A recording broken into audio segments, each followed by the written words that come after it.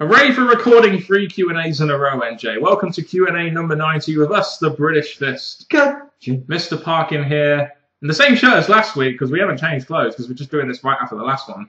Here we have the great NJ people. There's two things I want to do. First, it's the all-famous What's Up? It is famous. And I want to thank you for the pay-per-view that we've just watched. That video is awesome. Oh, yeah. And the other thing I want to do is something a little bit special, because you've seen our past TNA reviews, and here's something special for you YouTubers.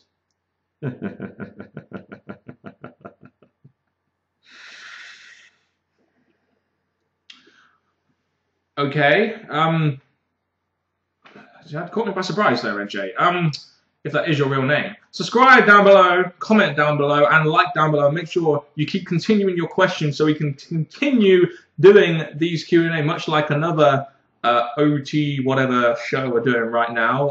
Trying to catch up with us, the Great British Fist, doing Q&As every week. And let's just hope you enjoyed this Q&A, because what we aim to do is to please our audience while you watch us. Or entertain ourselves while you also watch us, NJ. That could be another line here. But anyway, let's get to this Q&A. You can send us questions, not just via Twitter, like a certain OT whatever show. You can also send us by commenting down below.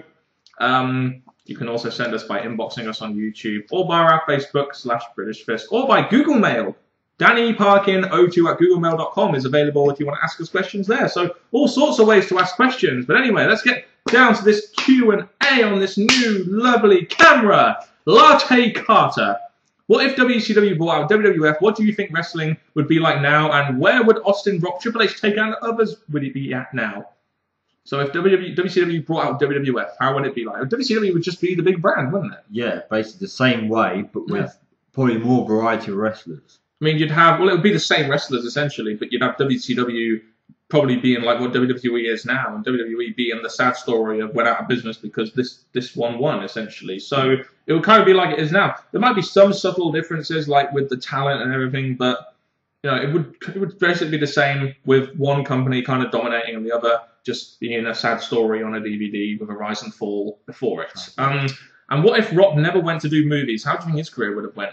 He'd still be a top star for WWE right now if he never did movies. I think without the movie aspect, which he's very good at in some of his movies, I think he'd still have gone on, put great matches against some of the wrestlers we have now, maybe save some wrestlers from falling down. So I think things would have been a lot better if he continued on in the WWE. And we would have had that Attitude Era guy that we could, continually watch on TV. Hell, he might have done something else. We don't really know.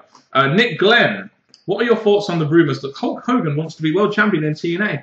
Yeah, I remember this. This happened. I think this came around in November or December, and he was in an interview and he said that after his back surgery, he would love to become TNA champion one more time. No, I mean he's 59 years old now. For him to win a world championship would be like David Arquette winning the world championship, because right now, with Hogan having so many back surgeries, you just wouldn't believe that he would be a champion. And it would really put down a lot of the current talent in TNA to say that Hulk Hogan in 2013 is your world champion. And I'm really getting annoyed at Hulk Hogan, even when he's not wrestling. He's missed the spotlight. And in fact, if he's World Heavyweight Champion, he'll become a spotlight in a more heavier way, because with the World Heavyweight Champion, you're going to be getting promos, matches, feud segments, and we don't need more Hogan. We do not. The only way that this would work if they were trying to get a big ratings draw, but even then it would just not be viable for the company long term. If it's Hogan's last run, let's say he just wants to hold him the title, then after he loses it, he's gone. Unless he gets injured or battered after he loses it, then I'd probably say, why not if it's his last time? If it's just so he can have a hold of the belt, then no.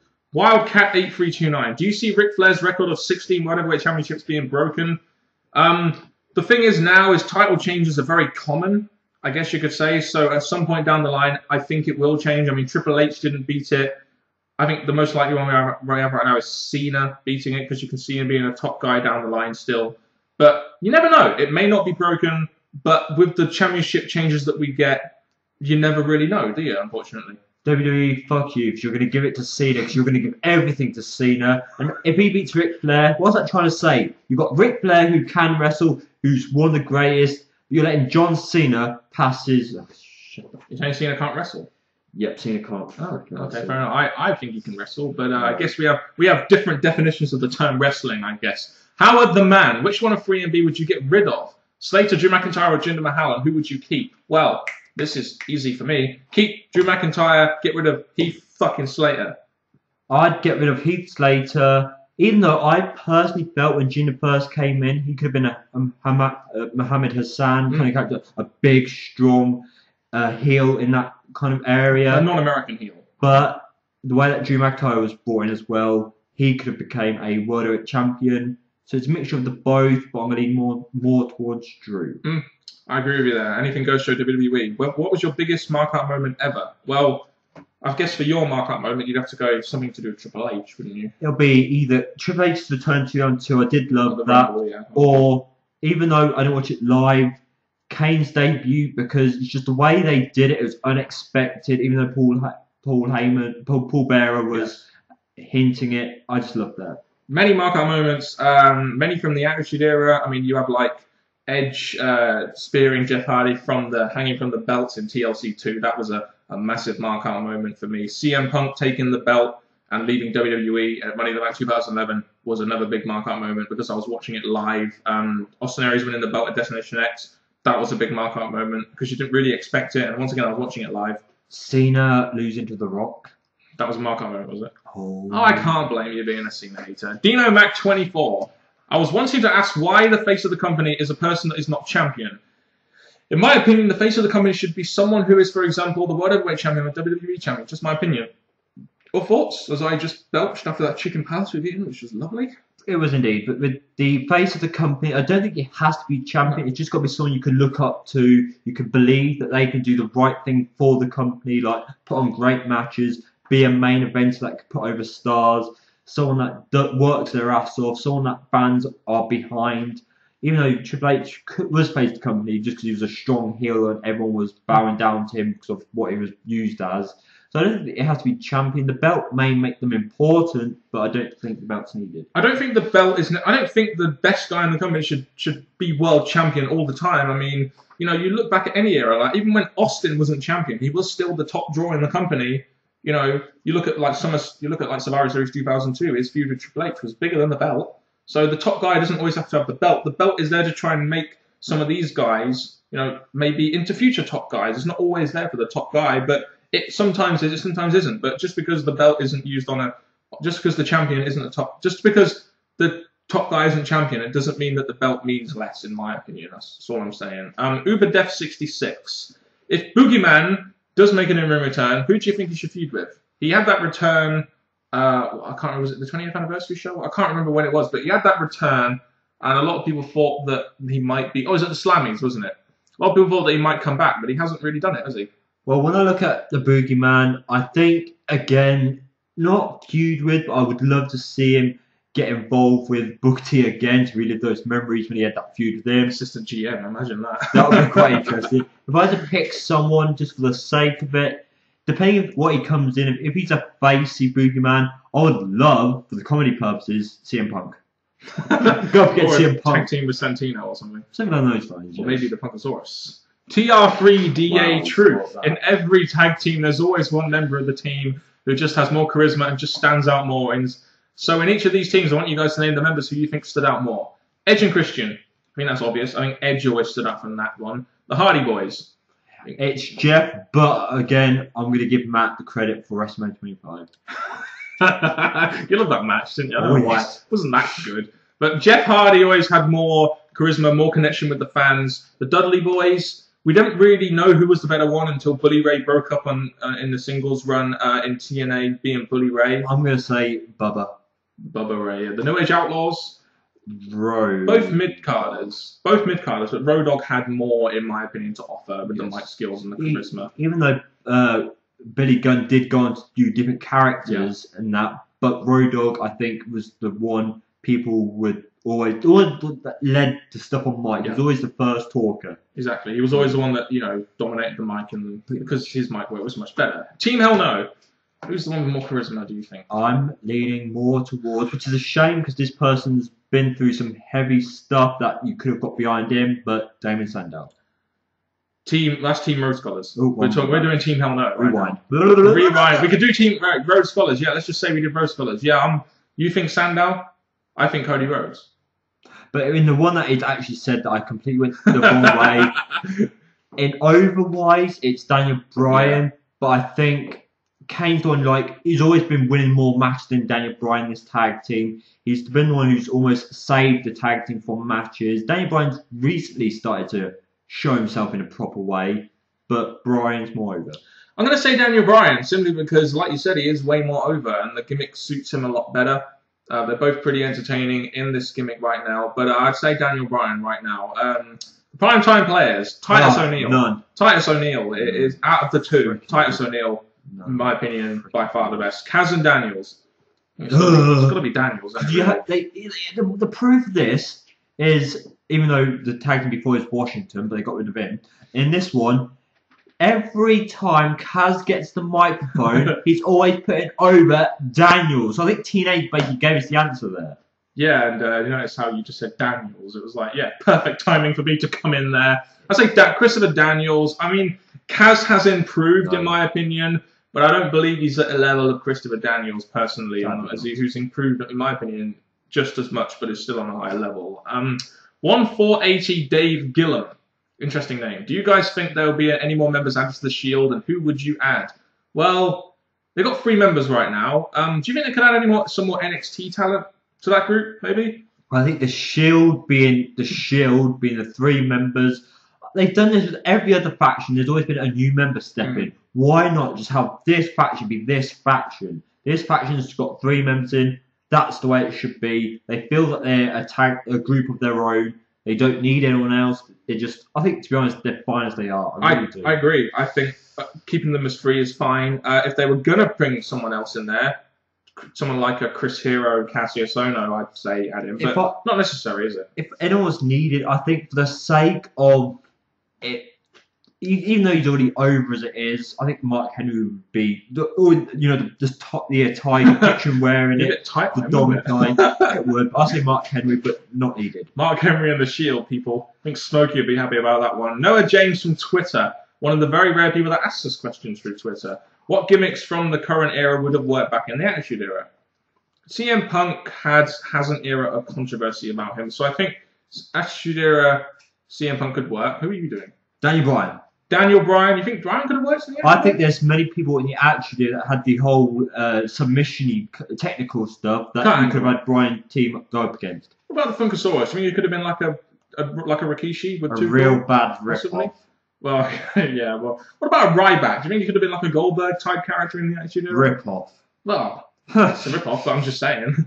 I think there are a couple of gimmicks that you could use, but it's very different because we're seeing them in a very PG light, and it's very difficult to know what they probably would have done with them. But you compare like Ryback to Goldberg, and he was very prevalent in the Attitude Era. So. Eric Bischoff, indeed. But he was with WCW, so he was technically part of the Attitude Era, wasn't he? So, Jules Daly. Considering that a lot of people I love these kind of questions, IWC/YWC complain, always a buzzword. Considering that a lot of people in the IWC/YWC complain about the WWE product, do you think that the WWE would be a lot more interesting if the current WWE creative team was replaced by IWC/YWC members? Now, I will say this. There are some YWC members out there that I wouldn't mind putting in the creative team, but the YWC in general, the ratings would just go flat on their asses because they would only be concentrating on themselves and the YWC and what we like. They wouldn't really be concentrating on the casual fans, which are a lot of the audience. There are some members of the internet community that I think would be fair and partial to do the right thing for the face and the heels. But to be honest, I'm sure being a writer within a big company like the WWE would be very stressful. So to be honest, I think the WWE should stick to people who are qualifying, got all this. So to be honest, I wouldn't trust the IWC, the internet community, to take over a company like the WWE. If that did happen, that just would not work. Also, if WWE was to do a one-off thing where they aired Raw and SmackDown at the exact same time on USA and Sci-Fi, half the roster compete on Raw, half the roster on SmackDown, would this benefit the WWE in any way, such as WWE when knowing what show of theirs is better or more popular?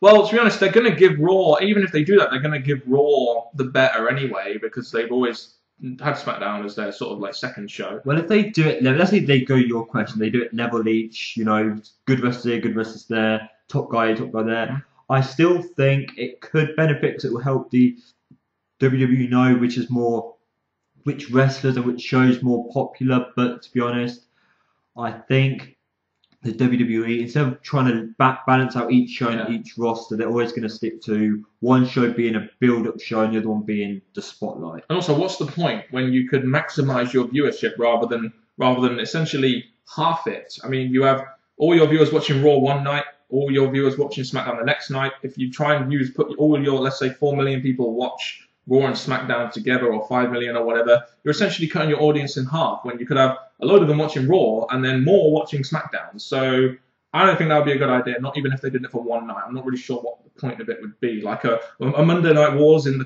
one company? Like, why?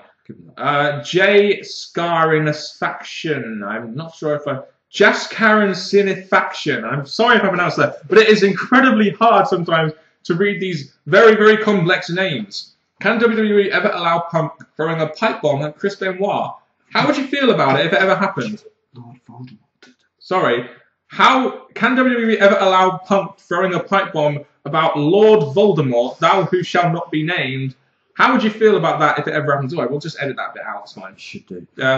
I think, to be honest, CM Punk could do it, but I think it'll definitely make the fans who know about it be in shock. But I think the WWE are definitely not ever going to allow it because of their ruling over what he went through. Yeah, I don't think that they should ever have him do a pipe on Chris Benoit. There's so many other ways you can actually... Sorry, I meant Lord Voldemort. There's so many other ways you can get heat other than that kind of stuff. It's just not necessary in my opinion. Yeah. Howard the Man. Why did WWE stop using guys like JTG, Alex Riley, Yoshitatsu, and Tyson Kidd? If they're not using them anymore, then get rid of them. The reason they've done this is because they broke up the freaking tag teams. Some of these names should have stayed in their tag teams. They would have been used. They thought, if we break them up, we can make big feuds out of this. But JTG and Shad, that worked. Tyson Kidd and David Hart Smith, that worked. The best thing that came out of that was Natalia, and she was demoted to a farting gimmick at one point. So, I mean, it's just because they don't have that much room in terms of the amount of feuds they can have on the show. And even though they have 3 hours, that's really annoying. Don't do that. They just not have room for them on the show, and they use them on their third tier shows like Superstars and stuff like that. So that's why they don't, have a Raw or SmackDown anymore. And the last question we're going to do here: if TNA was brought out by Vince from Dixie Carter, would TNA invade the WWE just like WCW and WWF did 10 years ago? I don't think they would, purely because I think Vince McMahon thinks TNA is this tiny company that even the thought of them invading them would just be, he wouldn't want to do because it would make WWE look weak. Even though Vince would have to talk alongside Dixie and they'll come up with a deal, I think they would make a fairly big angle, like the big wrestlers of TNA, top wrestlers. I think they could make something big out of it, but Vince buying it out is basically WWE would win and then end of. Pretty much, and you know that it would all be there to satisfy Vince McMahon's ego, which is what it was done during the invasion angle. So I just don't think this would be viable. Like I said, Vince McMahon thinks TNA is this tiny company that will never threaten him and will never take the company seriously. So what's the point in having, one company that you don't take seriously facing a company you know is going to win? So what's the point? That's been another Q&A from us, the British Fist. I've enjoyed doing these Q&As, NJ. They're pretty fucking fun, don't you think? When it comes to Q&As, the fact that you sent us so many questions, yes, they're all wrestling related, but with British Fist being wrestling dominated, all I can say, people, is please keep them coming, because the more questions we get, the more we can answer them and have some fun with it. So thank you very much, people. All I'll say is keep sending them in, like we said at the very beginning. I've got Mr. Parkin and me, NJ. All I'll say is thank you very much and goodbye.